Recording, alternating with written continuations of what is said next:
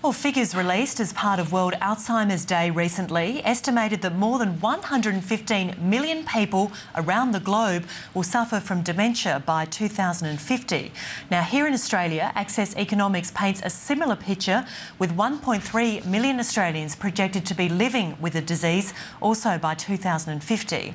The figures are astounding, and with the problem already estimated to be costing the nation $5 billion each year and raising a raft of policy issues along the way.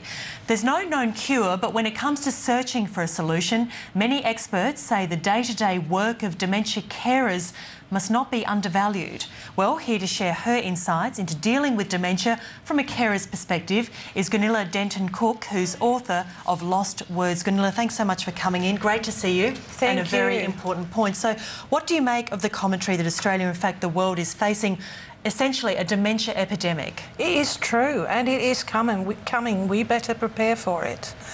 And we need the infrastructure, obviously. We need the carers, and they have a few years of university to go through before they get there. So we better start now. So what does Australia need to do to arm itself for the battle ahead?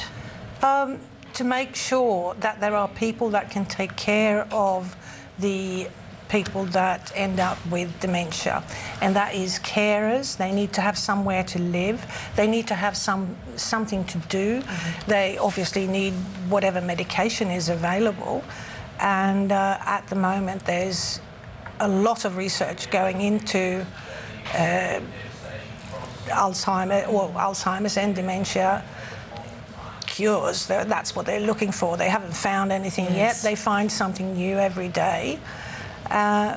But so far, we just have to hang on to our shirts, basically, and prepare for it. And a tough ride ahead. Gunilla, can you just share with us your very personal story? I understand that you face certainly some very big challenges as an Alzheimer's carer. Tell us a bit more about that. Yes. My mother had Alzheimer's, so did my grandmother, so did my grandmother's sister, so I know where I'm going. And then on top of it all, also my mother-in-law. And when my mum was sick, she was only 64 when she died. But she was one of these people that muddled her words. So she would say one thing and mean the other. This was really confusing. She woke me up one night. There's no point in arguing with an Alzheimer patient, so I learned that the hard way. So she woke me up at 3 o'clock in the morning and said, "Come on, coffee's ready." It's easier to get up and drink coffee than to argue. And when I got to the kitchen, she's standing there and she's saying, "Where have you put my cheese knife?" And I looked at her. She had the cheese knife in her hand. I said, "It's in your left hand, Mum." She said, "No, not that. I want a cheese knife."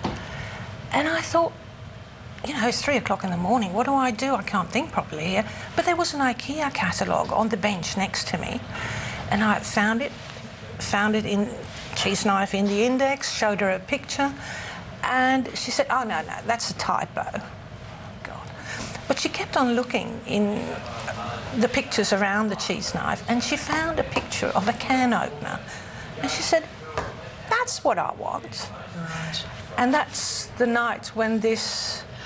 Yes, Gunilla, tell us more about Lost Words, because it matches names with images. So I'm interested to hear more about it. You've written several books. This is one of them. Yes. So tell us a bit about Lost Words. Lost Words, as I said, came about that night.